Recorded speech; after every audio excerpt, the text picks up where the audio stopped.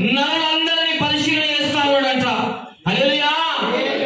నరులందరినీ ఏం చేస్తా ఉన్నాడు? ఆకాశం నుంచి పరిశీలన చేస్తా ఉన్నాడు. ఏం పరిశీలన చేస్తా ఉన్నాడు? వివేకము కలిగి ఎవరైనా నడుచుకుంటున్నారా? మంచి జ్ఞానం కలిగి ఎవరైనా నడుచుకుంటున్నారా? నా యందు భయభక్తి కలిగి జీవించి ఎవరైనా నడుచుకుంటున్నారా? నీ అంటే భయంతో నడుచుకుంటున్నారా?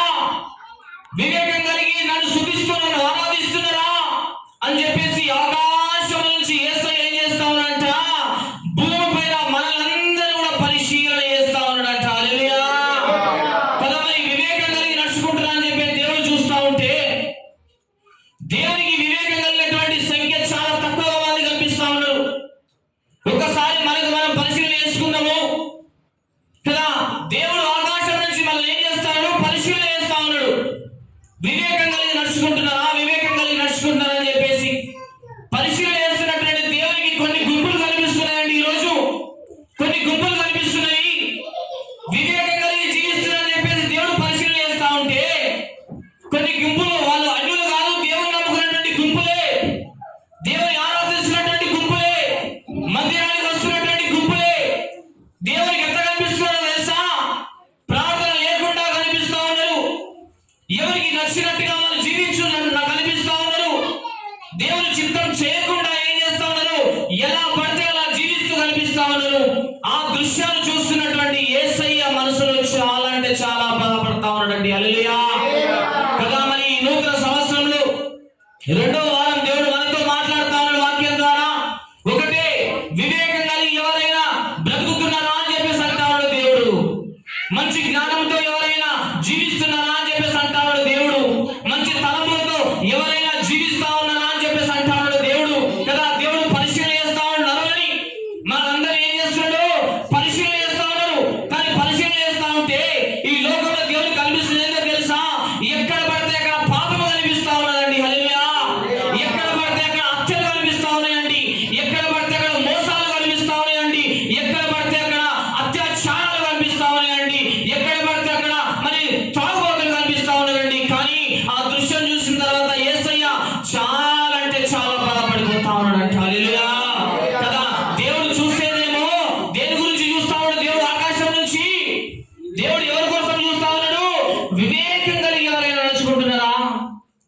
మంచి జ్ఞానం కలిగి ఎవరైనా నడుచుకుంటున్నారని చెప్పి దేవుడు చూస్తా ఉంటే దేవుడికి ఏం కనిపిస్తుంది? భూలోకంలో పాపము కనిపిస్తా ఉన్నది, దోషము కనిపిస్తా ఉన్నది, అన్యాయం కనిపిస్తా ఉన్నది, గొడవలు కనిపిస్తా ఉన్నవి, కొట్లాటలు కనిపిస్తా ఉన్నవి, కయ్యాలు కనిపిస్తా ఉన్నవి. కదా, దేవుడు నమ్మినటువంటి ఒక క్రైస్తవ బిడ్డ, దేవుడు నిన్ను ఈరోజు పరిశీలిస్తా ఉన్నాడు. దేవుడు నీ కుటుంబాన్ని పరిశీలన చేస్తా ఉన్నాడు. దేవుడు నీ హృదయాన్ని పరిశీలన చేస్తా ఉన్నాడు. ఒక్కసారి నువ్వు గమనించుకో. వివేకం కలిగి నువ్వు జీవిస్తున్నావా ఈరోజు? దేవుని చిత్తానుసారంగా జీవిస్తున్నావా ఈరోజు?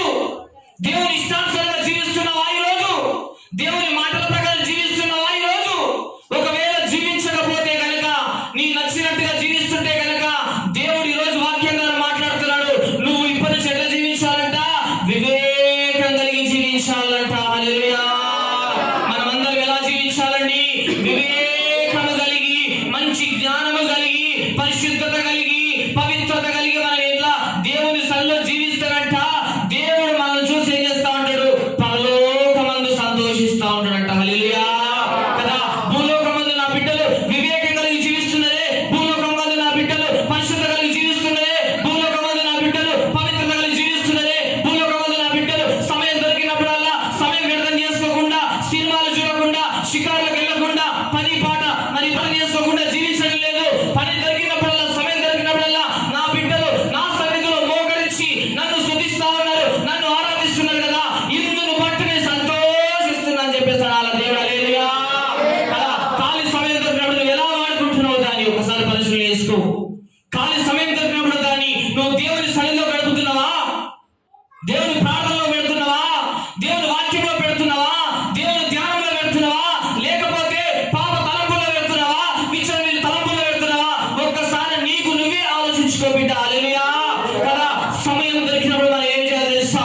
ఖాళీ సమయం దొరికినప్పుడు ఏం చేయాలి తెలుసా? వాళ్ళతో వీళ్ళతో ముచ్చట్లు వేయడానికి వీల్లేదు, వాళ్ళతో వీళ్ళతో కబుర్లు వేయడానికి వీల్లేదు, వాళ్ళకు ఫోన్ చేసి పని పనికి వాళ్ళని చదివేయడానికి వీల్లేదు కదా.